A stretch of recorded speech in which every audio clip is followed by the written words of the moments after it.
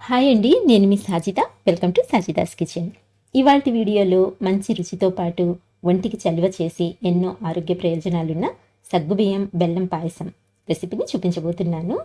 ఎండాకాలంలో ఇంట్లో వాళ్ళ కోసం పాయసం చేయాలనుకుంటే దీనికంటే మంచి పాయసం అయితే ఉండదన్నమాట.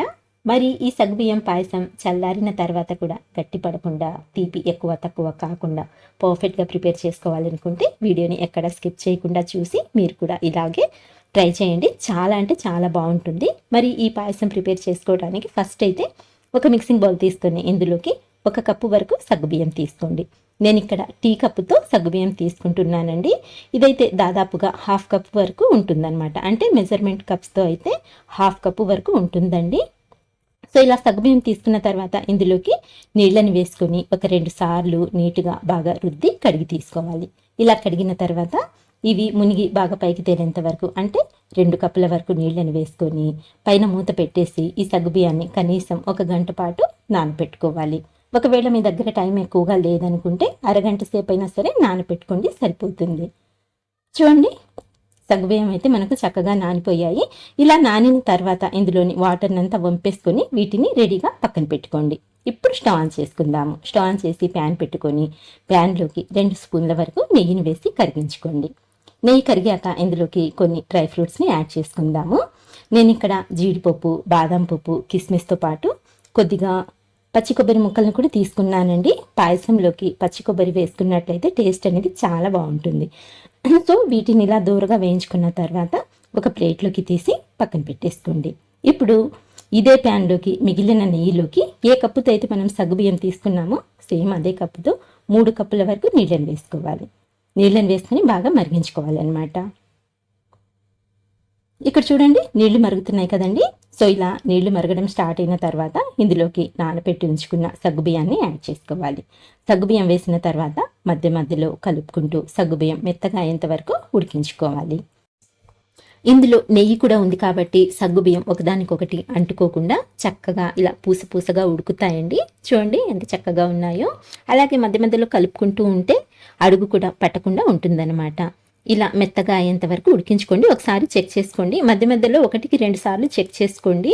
సగ్గుబియ్యం ఎప్పుడైతే ఇలా సాఫ్ట్గా ఉడికిపోతాయో ఇప్పుడు మనం ఇందులోకి బెల్లం అయితే యాడ్ చేసుకోవాలి. ఇలా ఒకసారి బాగా కలుపుకున్న తర్వాత ఏ కప్పుతో అయితే మనం సగ్గుబియ్యం తీసుకున్నామో సేమ్ అదే కప్పుతో 2 కప్పుల వరకు బెల్లం తురుముని యాడ్ చేసుకోవాలి.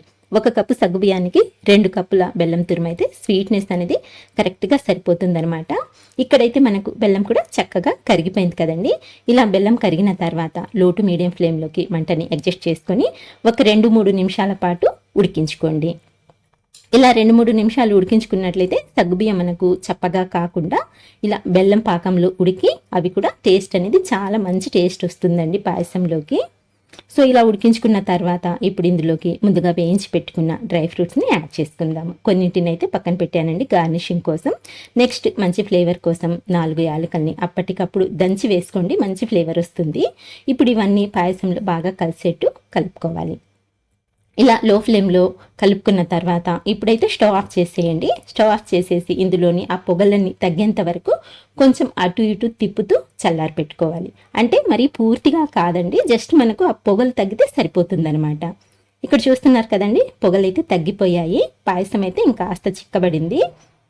ఇలా కాస్త చల్లారిన తర్వాత ఇందులోకి కాచి చల్లార్చిన పాలని వేసుకోవాలి. కొంచెం గోరువెచ్చటి పాలని తీసుకోండి, సరిపోతుంది. 2 కప్పుల పాలు వేసుకోండి. ఇలా ఫస్ట్ అయితే ఒక 2 కప్పులు పాలు యాడ్ చేసుకొని ఒకసారి బాగా కలిపేసుకోండి. ఇలా కలుపుకున్న తర్వాత పాయసం కన్సిస్టెన్సీ చెక్ చేసుకోండి. ఒకవేళ మీకు చిక్కగా అనిపించినట్లయితే మరి కొద్దిగా పాలనైతే యాడ్ చేసుకోవచ్చండి. లేదు సరిపోతుంది అంటే 2 కప్పుల పాలు అయితే సరిపోతాయి అన్నమాట. నేనైతే 2 కప్పుల పాలు వేసానండి. అంతే, బాగా కలిపేసుకొని పక్కకు తీసుకొని సర్వింగ్ బౌల్లోకి ట్రాన్స్ఫర్ చేసుకొని సర్వ్ చేసుకున్నట్లయితే ఎంతో టేస్టీగా ఉండే సగ్గుబియ్యం పాయసం రెడీ అయిపోయింది. సో ఇదండి ఇవాల్టి వీడియో. చూసారు కదా ఎంత సింపుల్గా మనం ఈ టేస్టీ పాయసాన్ని ప్రిపేర్ చేసుకోవచ్చో.